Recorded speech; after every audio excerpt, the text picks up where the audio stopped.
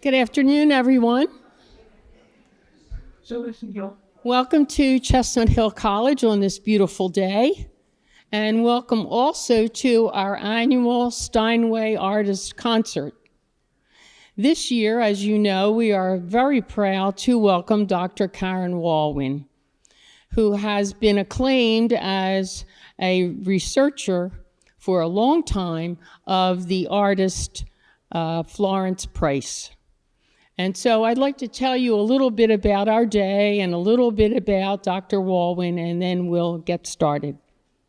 Before I do that, I always need to give my thanks to a lot of different people, because at the end, it just gets very exciting and these people don't get thanked.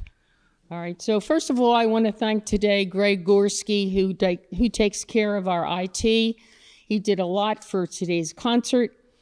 I'd like to thank Phyllis Jablonski. She's our director of events, and she's always here.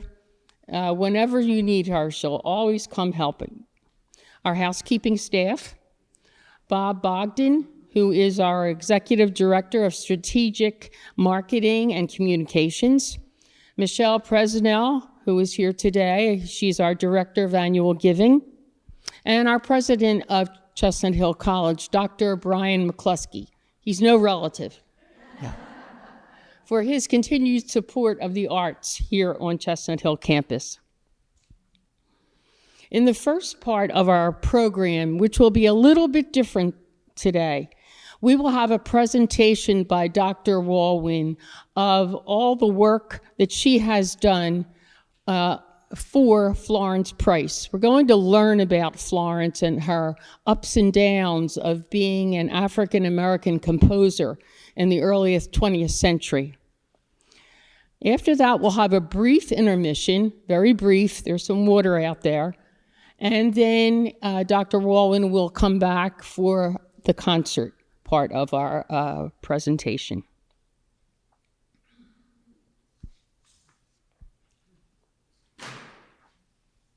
A native of New York, concert pianist Karen Walwyn made her New York solo piano debut at Merkin Hall as a follow-up to her two-album series for Albany Records entitled Dark Fires, offering premiere recordings of works by American composers of African descent. Bill Fawcett from the American Record Guide said, Walwyn's pianism is superb.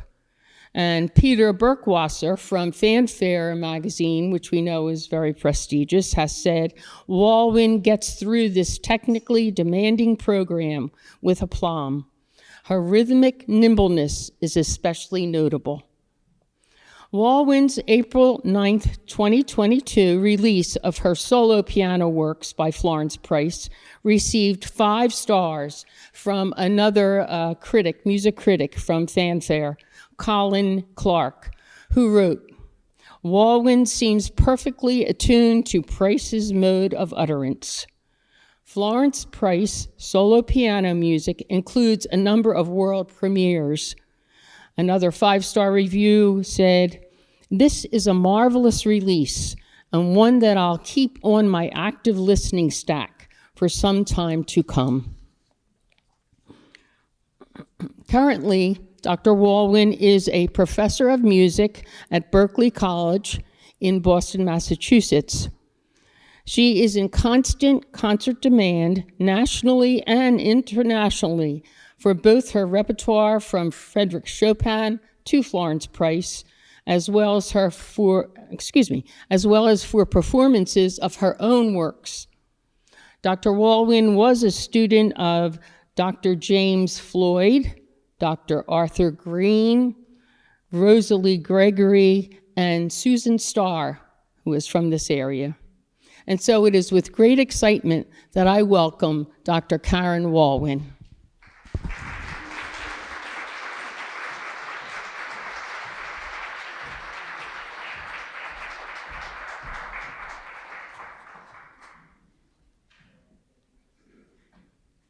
Thank you very much, Sister McCluskey, for this lovely invitation today and for having me to return. I don't want to ask how many years ago, so we'll just say a couple. But it is a real pleasure to be here and to share with you in a very short time. So I'm setting my alarm now because I have probably about 5 hours worth of Florence Price to talk about in just a short time. So some of you may know Florence Price. Some of you may be familiar with the rediscovery of Florence Price in 2009. But I'll start just so that we're all on the same page. Who is Florence Price? Florence Price is noted as the first female African-American composer to gain international status. She gained that because of her performance of the symphony in E minor that would occur in 1933 with the Chicago Symphony Orchestra. And so her being the first female African-American composer to have had her symphony performed with a national symphony orchestra was what suddenly set her onto the international stage. And so we note that in history. That alone, however, is not why Florence Price's music is floating around. As you can imagine, thousands of composers that have written, but we only probably can name about 10, 5 on each hand, that we can think about quickly. Mozart, Beethoven, Rachmaninoff, Chopin, but there were thousands. So it means Florence must have had something special in her music, not just a historical fact. And so what I have been learning about Florence Price is what a gift she has brought to us all. And that gift is she is able to bring characteristics, rhythms from Africa, from the land of America, from Europe, and bring it together. And the way that she spins her stories in her music, it's like she's letting us know it is a beautiful thing for the integration. It is a beautiful thing when we look at each other and discover what we may not know, but we might like. And wouldn't that be a beautiful day to be able to see each other without anything other than another human being with love? And I believe that is Florence's message. While looking back at her life, I want you to take a good look at her photo.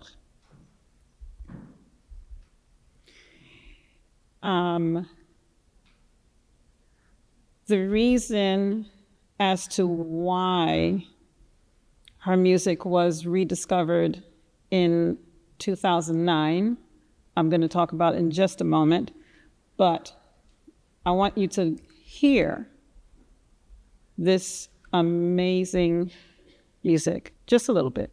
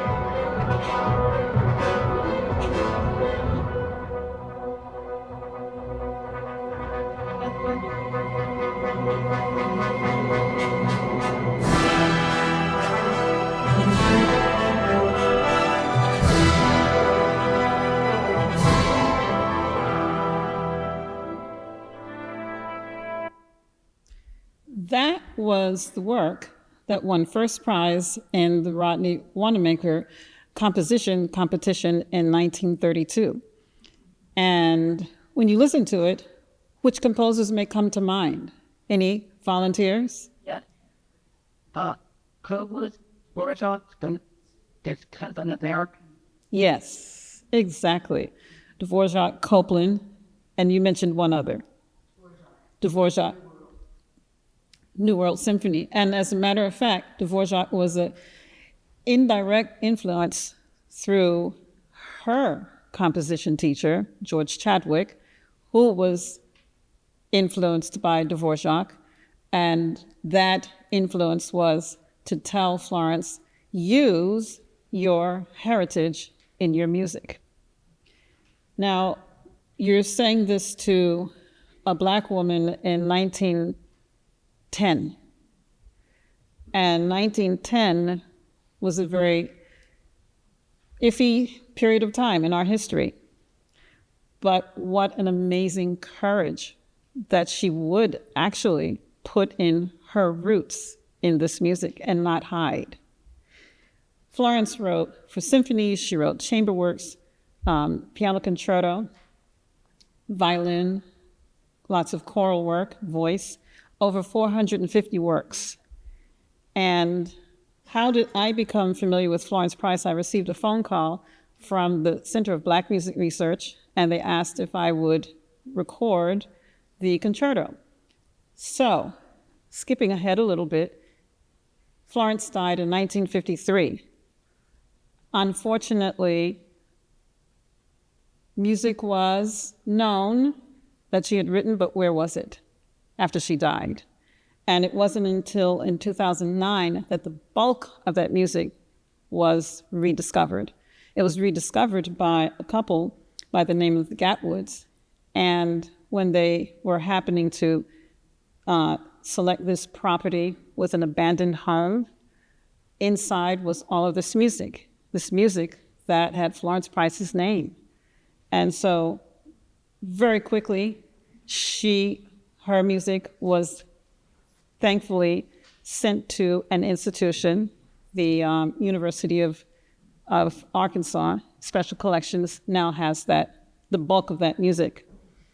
But I will say, they were definitely looking for some extra change because they initially put it on eBay. Thankfully, there was a musician that wrote and said, please don't put pieces of Florence Price's music on eBay. Please get it into an institution. But here's a little bit of the concerto that I got to premiere, which I was very honored. I had 6 weeks, so don't listen too closely.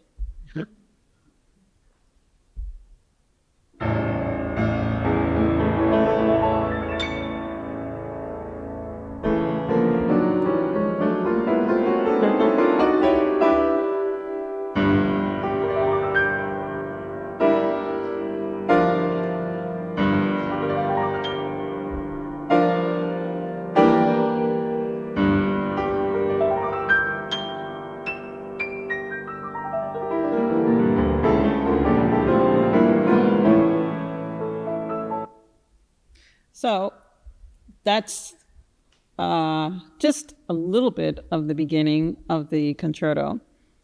And I'm going to move on. Uh-oh, how do I get to, there we are.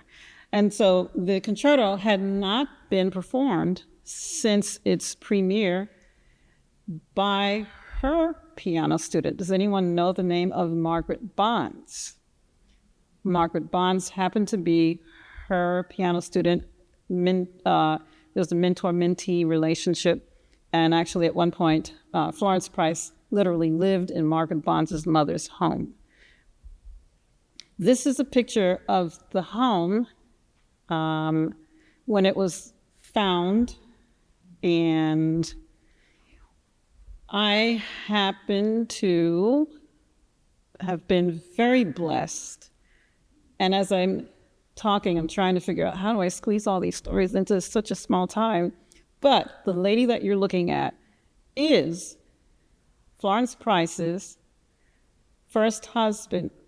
No, wait. Florence Price's first daughter's husband's second wife. Bridget. Now, why do I know Bridget? Because Bridget's brother, Tommy, used to go with Bridget to the house about an hour south of where Bridget lived with her then husband. And Tommy and Bridget would fix up the home and care for it until they were no longer able to make the drive.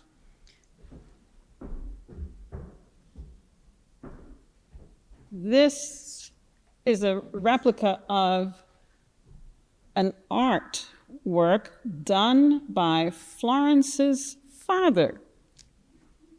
Florence's father was a dentist, but he also painted. He was an author and an educator. This painting, the actual original, was in the house of Florence's abandoned home.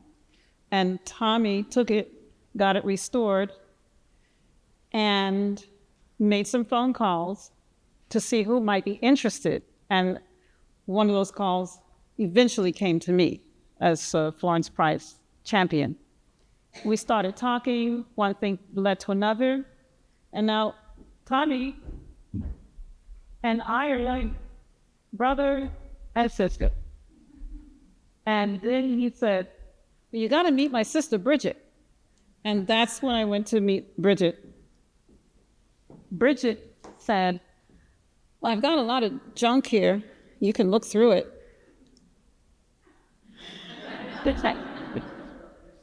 I drove up to Chicago,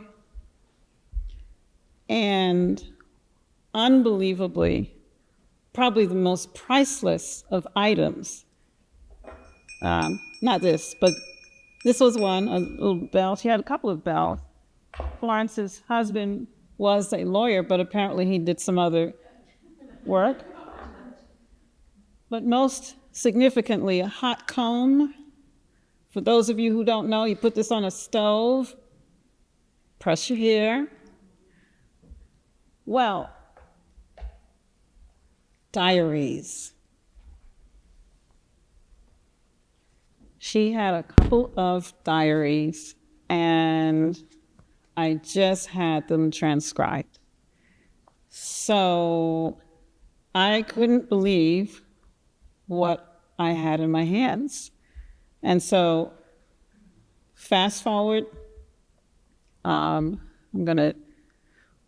think I'll skip over. There were a lot of albums. Got a chance to see what music she listened to. If you want, you can look at the screen. But what I read in the diaries was amazing. And I'm going to share a little bit with you today.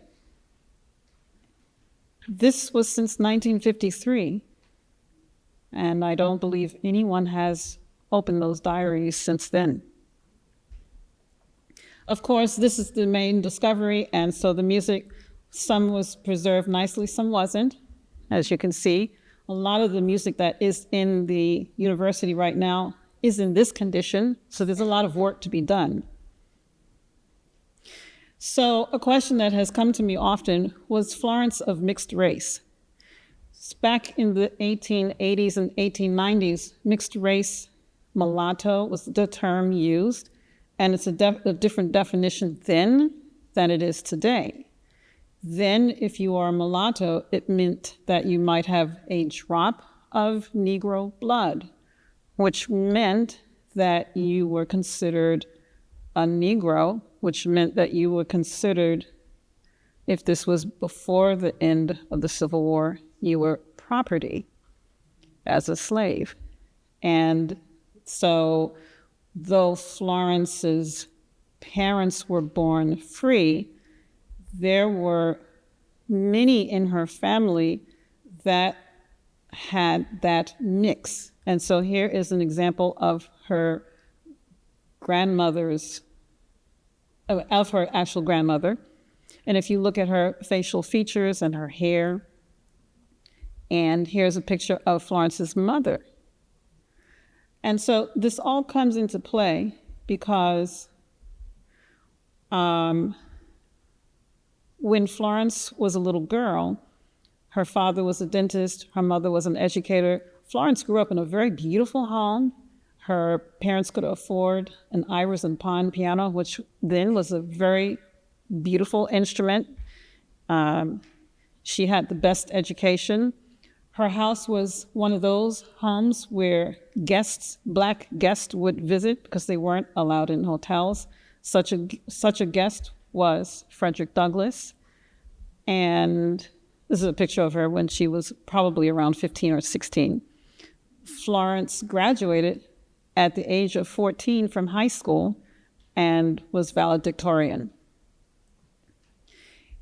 She went to New England Conservatory, age 16, and you see Pueblo, Mexico is there because her mother wanted to try to protect her and hide her identity.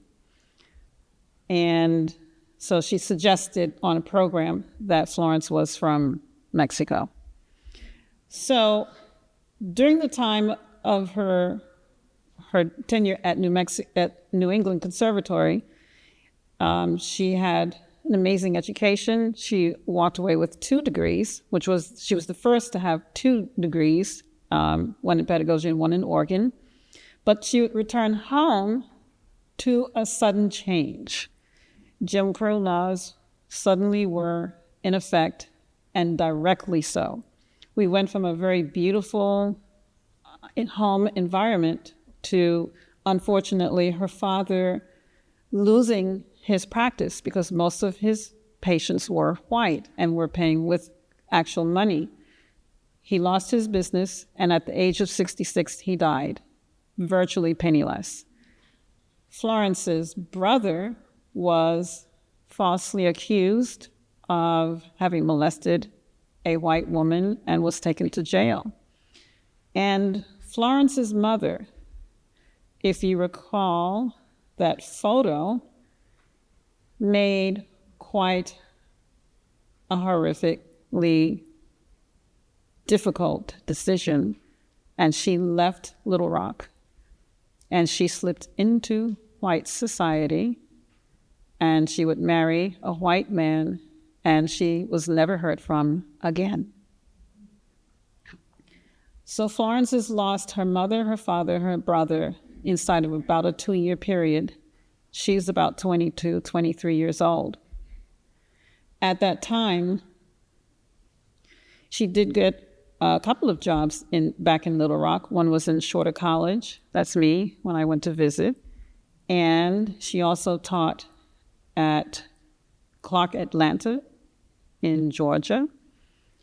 And eventually she would get married to a lawyer. Thus her formal last name, Price. And here is a photo of Florence when she was pregnant with Edith. Florence Louise is standing in front. Florence Louise is the first daughter, and her husband next to her and his family members. So this is where life continues with life-defining challenges. At the location of where Florence's husband's law practice was, there was a lynching.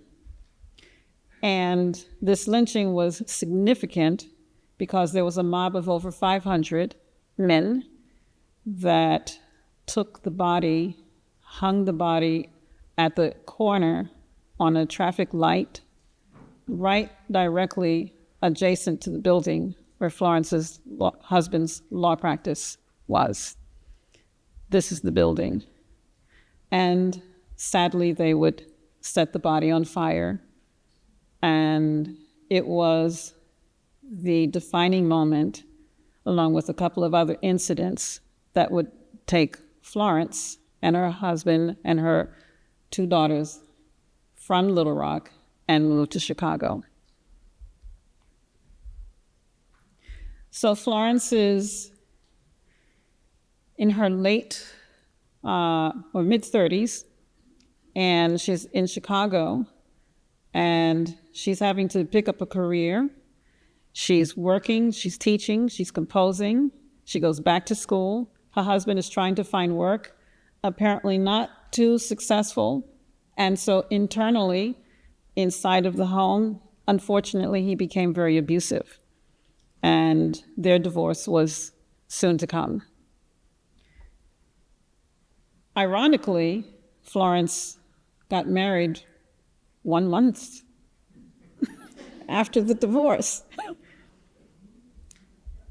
So it's interesting. I found some, we could do a whole 2 hours just on what I found in the diaries, but there was some mention of the second husband. I'll just say, oh.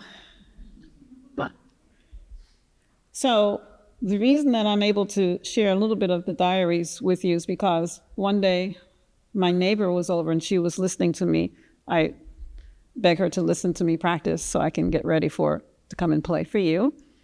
And she just happened to pick up one of the diaries and she just started reading. And I want you to see what that looks like. I can't read that. And she was reading it as if it was in big, giant, 16 font. And I said, Tanis, are you making that up? And she said, no, she happens to have been a court reporter. And so I said, Tanis, would you mind maybe transcribing a couple of pages? And she not only transcribed a couple of pages, she transcribed everything that I have. So I am going to read a couple of excerpts that give you a taste of her. So on the subject of piano lessons, I don't know how many of you have taught piano lessons or have had children that took piano lessons or grandchildren that took piano lessons. This is what she wrote on February 11 in 1933. Chamblou's daughter took a lesson, but as usual, didn't give me the money for it. He usually paid when he comes for her, but I was seldom here when he came because he brought her early in the morning and didn't come back until afternoon. Everybody here is busy on Saturday. The children have to go dancing, children meaning her daughters, and I usually have to leave as soon as I finish lessons. So he didn't leave the money, and I haven't gotten it. I don't know why he would never give it to me when he brought her. So I guess things haven't changed. We're still looking for our money for lessons. Also, on April 17, I had a picture of the maestro. So this is leading up to when her performance of her symphony would be performed with the Chicago Symphony Orchestra. So I want you to know, she didn't just win the competition, then suddenly, now you get to you have your symphonic work played with the Chicago Symphony Orchestra. It was many, many, many steps with her being her own agent, asking, can you please introduce me to the maestro? Can you please introduce me to the maestro? And so she finally had the associate conductor who would eventually introduce her to the maestro. And so I am going to read to you from April 17, 1933. Went down to Orchestra Hall to receive Mr. Stock and verdict. I was scared stiff. He looked so leonine. Everyone seems to regard him with a kind of awe. I found no one else present but me. I looked around for Mr. Delamater, that was the associate conductor that would make the introduction, feeling that the sight of him would comfort me and give me courage. He was nowhere in sight. I sat listening to the great conductor, with his somewhat bowed shoulders, working vigorously, quacking directions frequently at the players, stopping ever so often for repetitions of measures whose playing had not suited him. After he sung out the notes, sounding so funny that I felt it would be easy for those who know him to hold him in affection, I have no doubt that this is true, despite his forbidding countenance. Then a tall, smiling figure bent over me. It was Mr. de la Mata. "That is the last movement of the Pastoral Symphony," he said. Then he told me Mr. Stock liked my symphony, wanted to meet me, and advised that I stick around, that something may come of it. At 12:10, the rehearsal ended. I waited. Stock immediately went to his office. I wondered if I should chase after him. I didn't. I waited. Very soon, the old man, who seems to be the librarian for both orchestras and a horn player in the Civic, motioned me to come over onto the stage. "Come this way," he said. Through the narrow, low-ceiling passageway leading up from the stage, I followed him. "Sit here," he said, "and then you're next." A very few minutes later, the old man to me, "Now you go in." My heart's pounding. Mr. Stock glared at me and pointed to a chair. The room was so small that it seemed like going into a barrel. I sat down. Stock began, hurriedly turning pages, as he said, "It is an unfinished piece of work, and we can't play it." I felt that the earth was opening to receive me, and I would willingly sink down into it.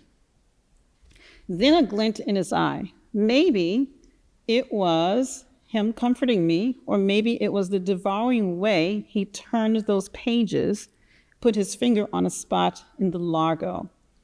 "I'd like this better if you'd add the winds, 4 measures. It will sound better." Feverishly, I snatched out my pencil to write down his suggestion on the margin. Then I saw that he had a blue pencil, and he said, "Don't worry. You don't have to rewrite the entire work again. We'll just put it in the margins." And after he completed looking, he told me I might come back after a week and show it to him to look it over. I thanked him and somehow managed to get out without any disastrous show of state of nervousness that I was in. As I left the hall, I ran into Mr. de la Mata, who was evidently waiting for me. "Did you see him?" he asked. I said, "Yes." "What did he say?" I told him, and he smiled. That was one of many visits that she would have with Mr. Stock. And eventually, her performance was on June in the World's Fair, so we don't need to hear that again, but, well, I think I took out the picture of the World's Fair. But that, can you imagine a composer with where she came from, and finally the opportunity to speak with, for her, the first national symphonic conductor that would allow her that break, if you will. And who knew that that moment would lead to her becoming the international name that she is today. I know that I am just about out of time, and I would like to take just a few moments to share with you some of the elements that you will hear in her music. I mentioned earlier African traits, so let's take a quick listen. Certain rhythms.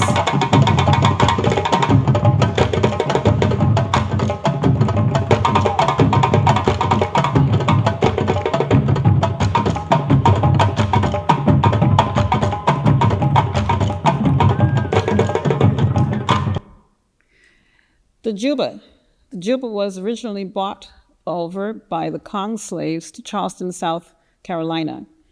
And there you will hear when I play Arkansas Jutta, so I'm going to play it so you don't have to hear it right now. So you'll hear some of those rhythms.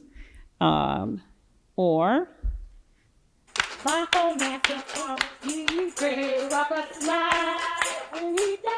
you're going to hear a rhythm similar to this in the land of Cottonseed, which I will begin my program.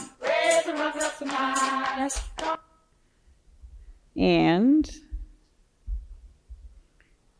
the cakewalk. I don't know how many may be familiar with cakewalk.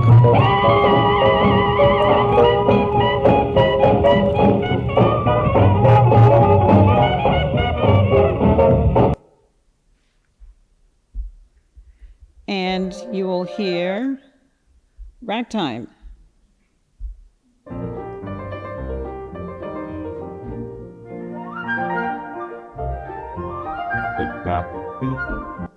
So, my point is that though Florence's mother may have slipped into white society, never to be heard from again, she had the courage not only to write music that spoke of her heritage, that spoke of her life. Many of the titles represent periods of her life. She had the genius to bring this all together in such a way that speaks to my heart, and I hope will speak to yours. Thank you.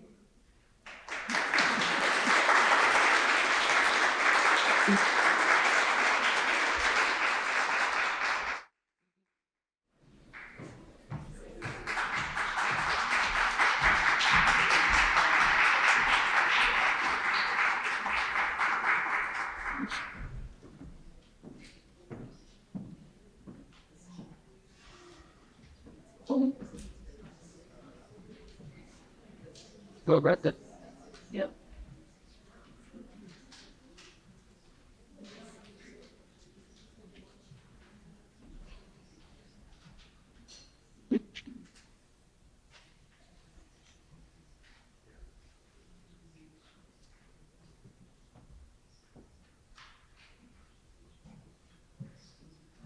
Yep.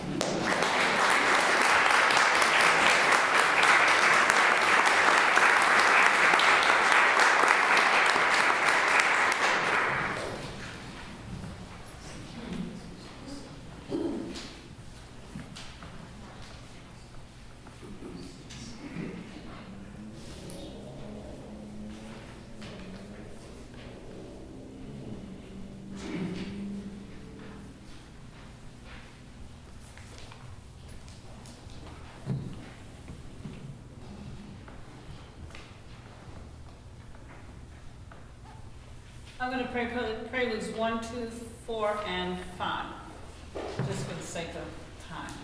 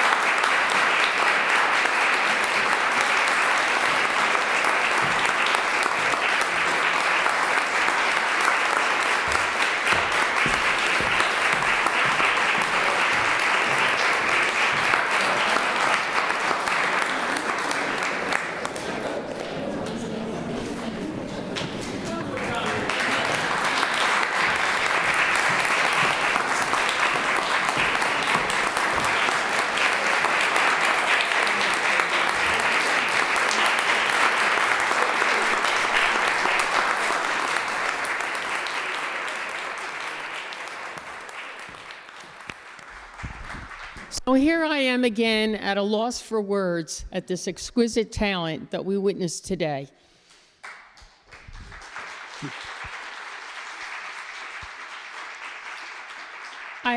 As I sat back there this afternoon, I thought, well, we got an idea of Florence Price through the events of her life and, how she struggled and the wonderful things that happened. But when you played, I think we really got a sense of her spirit. And it's limitless. So thank you again, Karen. It was wonderful to have you here at Chestnut Hill College.